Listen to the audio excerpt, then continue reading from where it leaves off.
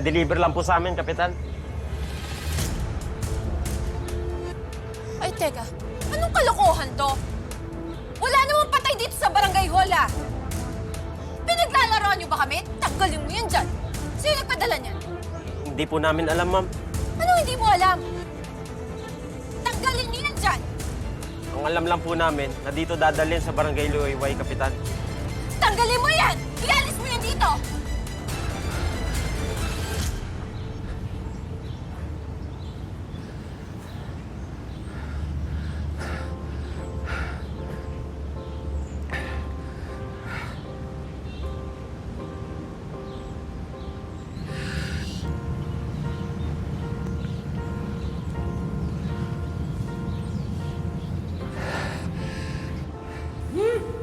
Talaga ba? O nagiging makasarili lang kayo kaya ayaw ninyo? Gregory, ano ba namang klaseng tanong yan? Bakit naman kami magiging makasarili?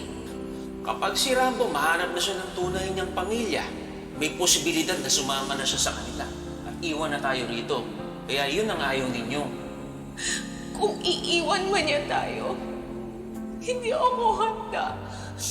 At hindi ko kaya. Pero magpaparaya ako. Kasi mahal ko si Rambo. Ang ganda ng puso sa hirap ng mundo, kay daling sumuko. Ayan mo silang ika'y kakaiba. May puwang na nakalaan sa'yo. Sa balang araw ay makikita mo na tahanan at pagmamahal na sa'yo talaga. Huwag kang magbabago. Gregory, humihingi ako ng tawad sa'yo. Hindi ko kasi alam kung paano ko sasabihin sa'yo noon na kutob ko na anak ko si Rambo. Kaya hindi ko nasabi sa'yo. Yun nga lang, nagpa-imbestiga ako ng sarili ko kaya sobrang sorry talaga. Nagulat ako. Hindi ko to hinaasahan. Sinabi ko kanina na pareho tayo magiging tatay ni Rambo, pero Gregory, hindi ko naman siya ilalayo sa inyo. Pareho tayong mag-guide sa kanya, sa anak nating dalawa.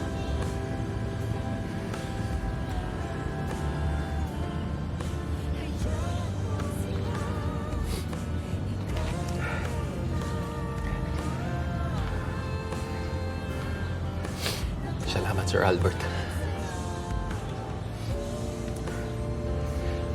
Tama kayo eh. Tayong dalawa ang titindig na ama ni Rambo. Sa totoo lang, hindi ko alam kung paano ko sasabihin sa kanya to eh. Baka hindi niya ako tanggapin. Sir, matagal nang hinahanap ni Rambo ang mga tunay niyang magulang. Ako na ang magsasabi. Bilang amang nakagisnan niya, siguro ang pinakamaganda sa akin na mismo manggaling. Ako na rin mismo magsasabi sa pamilya ko. Pero sigurado ako, magugulat sila. Tama ka. Baka ganun nga dapat. Ikaw na dapat magsabi sa kanila.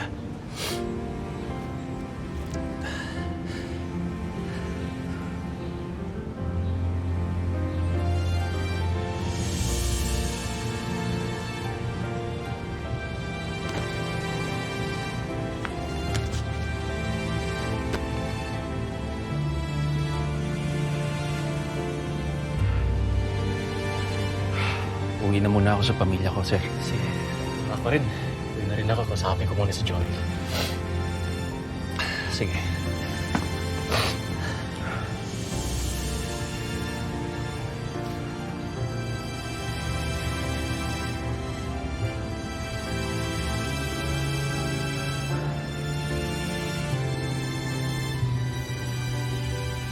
Ano? Tanggalin mo na yan dyan! Alisin mo tama na po. Halika na! Halika na, Po, anak! Kapitan. Pasensya na po. Sige na po, kuya. Ayusin niyo na po yan.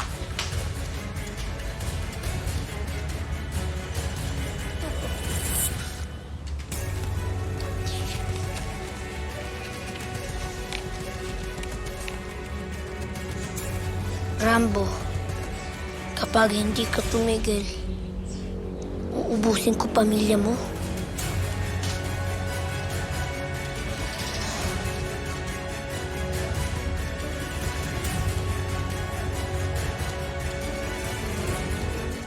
Ano ba talaga yun? Nay, kumalma po kayo. Yung BP niyo po. Anak naman, paano? Malakas ang kutob ko na hindi sila nagkamali. May mga taong intensyon talagang takutin ka. Nay, huwag niyo na po isipin yun. Anak naman, paano hindi ko iisipin yun? Paano kung... Nay, aalamin ko po kung kanino nang galing yun. Huwag na po kayo mag-alala tayo, okay? Anak, paano kung hindi na lang kabang ipadala nila dito? Nay, ako na pong bahala. Boy! Nabalitaan ko. Eh, grabe naman yung gumawa nun. Okay lang ba kayo? Ongkong, hindi kami okay. Hindi mo ba nakikita na hindi kami okay? Grabe dumi ng politika. Rambo, kapitan ka pa lang.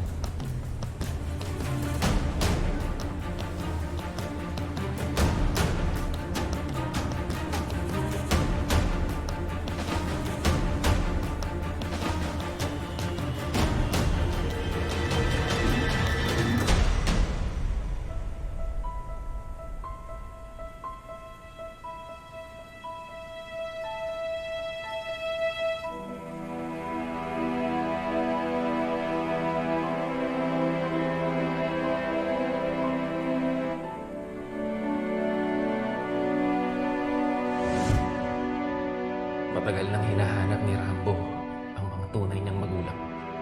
Ako na ang magsasabi. Bilang amang nakagisnan niya. Siguro ang pinakamaganda sa akin ang mismo galing.